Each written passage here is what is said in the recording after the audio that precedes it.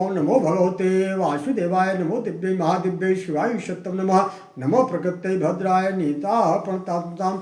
सज्जनों, अब भैरव भैरव के अवतार का वर्णन है। आइए चलते हैं सीधा कथा की तरफ। एक बार जब ब्रह्मा जी और विष्णु भगवान में विवाद हो गया, तब ब्रह्मा जी भगवान नारायण को उल्टा सीधा कहने लगे, अपमान करने लगे। उसी समय भगवान शंकर प्रकट हो गए और उनको क्रोध आ गया, और भगवान शंकर के क्रोध को देखते ही उनकी भ्रुकुटी के साक्षात से साक्षात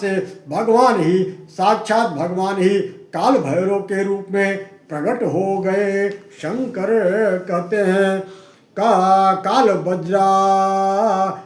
शंकर कहते हैं काल भद्राज से साक्षात काला राजस्तथो भवान। हे काल भैरव, तुम काल के सदृश दिखाई पड़ रहे हो, इसलिए तुम्हारा नाम आज से ही अभी से काल भैरव होगा।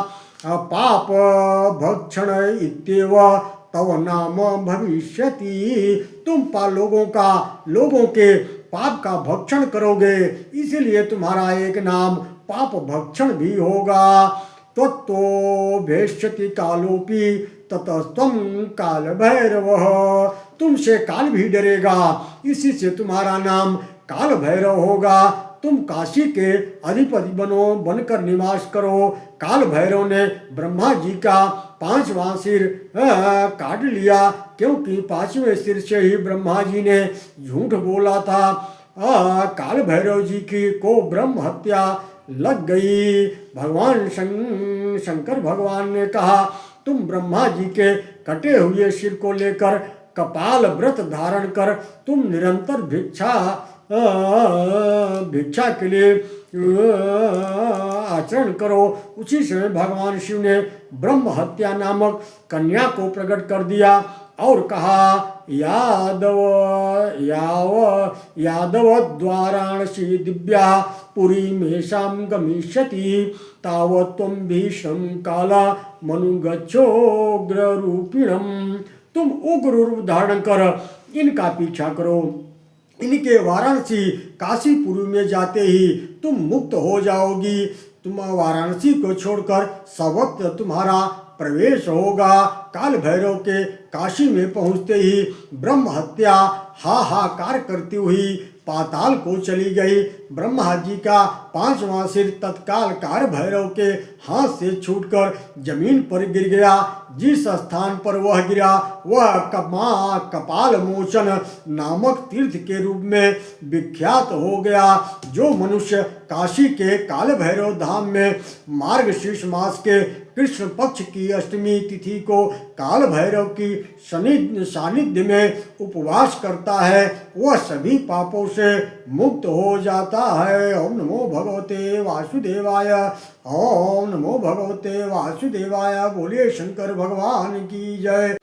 अब सज्जनों, अब काल भैरवाष्टक आप लोगों के बीच में मैं प्रस्तुत कर रहा हूँ।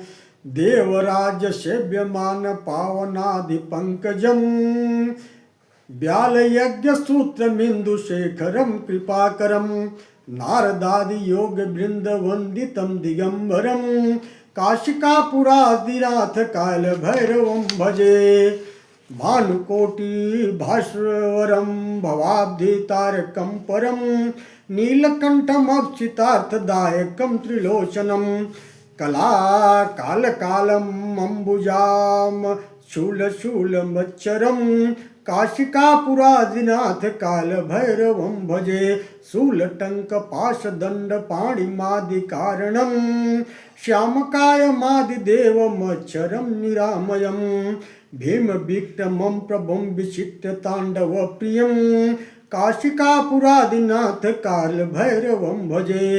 मुक्तिदायकं प्रशस्त चारु विग्रहं भक्तवत्सलं स्थितं समस्त लोक विग्रहं विनिकवन्दनोग्रमेम किङ्किणस्तत्कण्टिकं काशिकापुरादिनाथ काल भैरवं भजे।